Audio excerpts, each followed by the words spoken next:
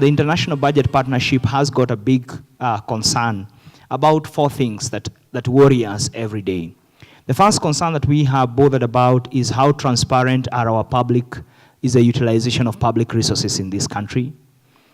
Accountability, how much accountability is there for how resources are utilized in this country.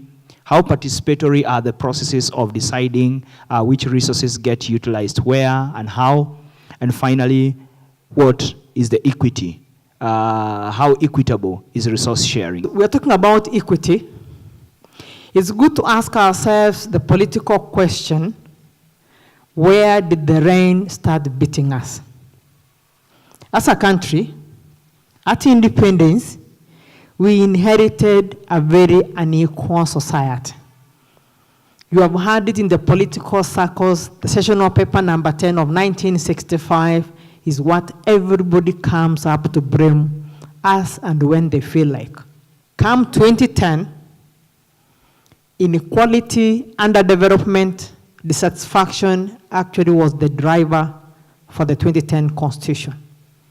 We need to take and be charge of our own development, and we had a Constitution in 2010. That Constitution deliberately makes efforts to achieve equity. So ideally, the county government are here to help us achieve what we have been unable to achieve since independence, and specifically achieve equity and accountability, among other things. In achieving equity, if you look at the shares of revenue between the national government and the county government, and also look at the mandates as assigned to the 2 levels of government by the 4th schedule, is there fairness? After we have the 47 county governments, they have functions in accordance with the principle of funds follow functions. We design a formula. That formula has poverty, it has land area, it has a development index, it has what we call a fiscal responsibility parameter, and a basic equal share. Each of these indicators carry a different weight in the formula.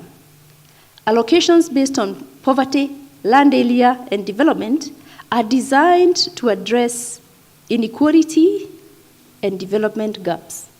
So you'll observe that in the second policy, we do not have any urban areas or the urban slums.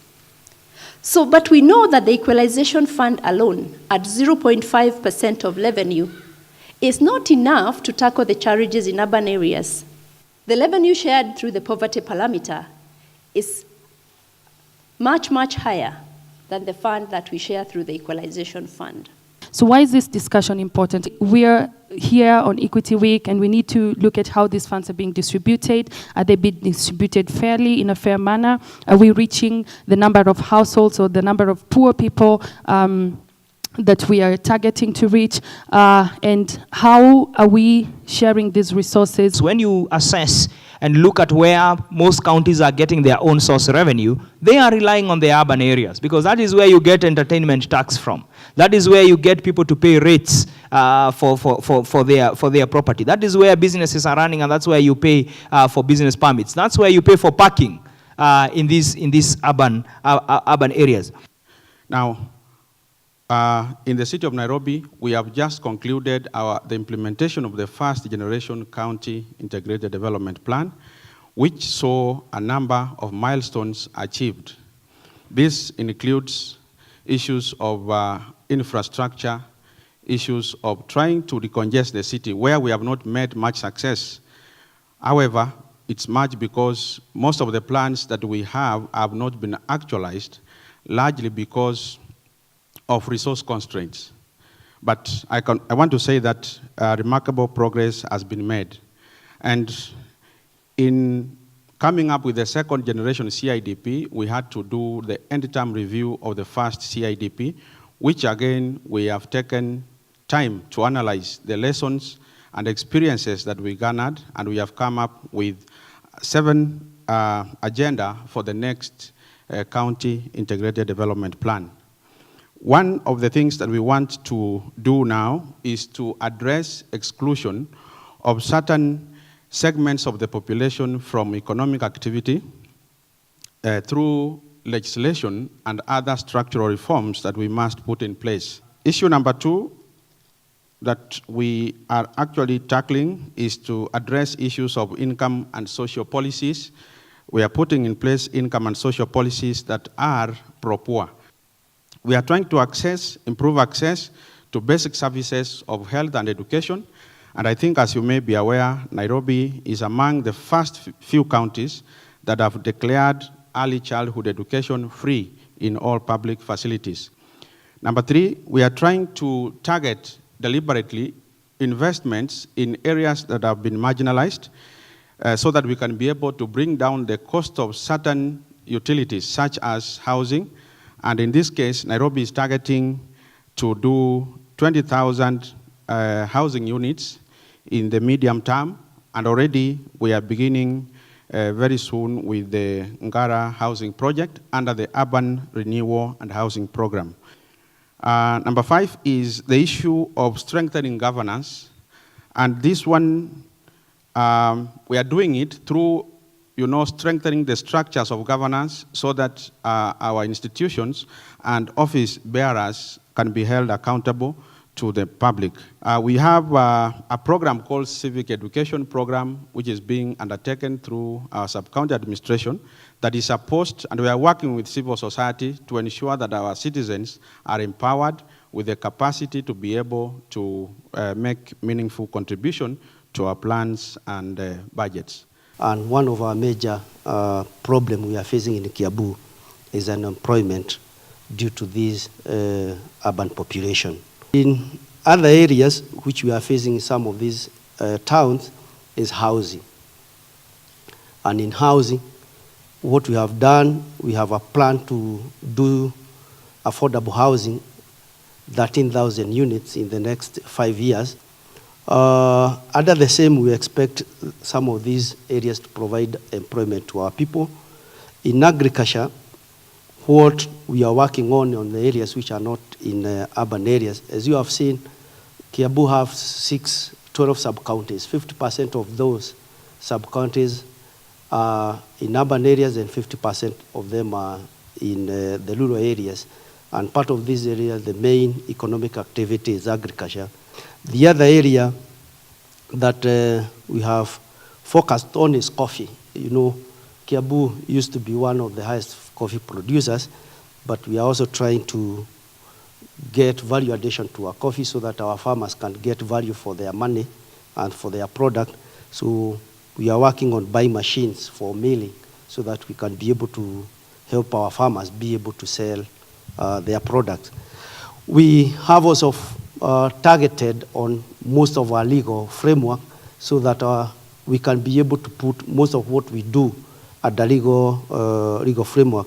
And part of the bills that we have passed the cooperative bill, and this cooperative bill will help the farmers to form societies.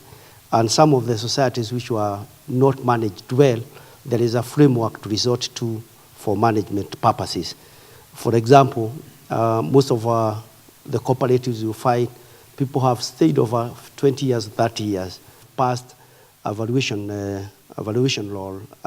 law, and recently we gazetted the guidelines for valuation, and now we are in the process of working out a valuation law which we expect to be in force come January next year.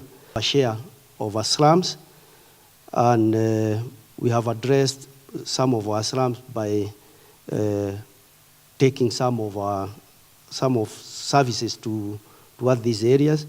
We are constructing some polytechnics in some of these slums, and we are also undertaking grading and drainage channels in most of our slum areas. That is what we are able to do. But again, also, the level of impact on constructing 6 hospitals and upgraded, I think, 4 hospitals into level 5. So those are the areas that we have focused on. But our major issue in Kiambu County is infrastructure, especially for the upcoming urban towns, which were practically completely rural, and now they are turning to urban areas. And infrastructure development in urban areas is very expensive. You are aware, doing a rural road may cost approximately 30 million, and doing an urban road will cost you approximately 8 million per kilometer. Those are the challenges that we have, including sewer, including drainage, and more so acquisition of wayleaves for sewer, acquisition of road widening.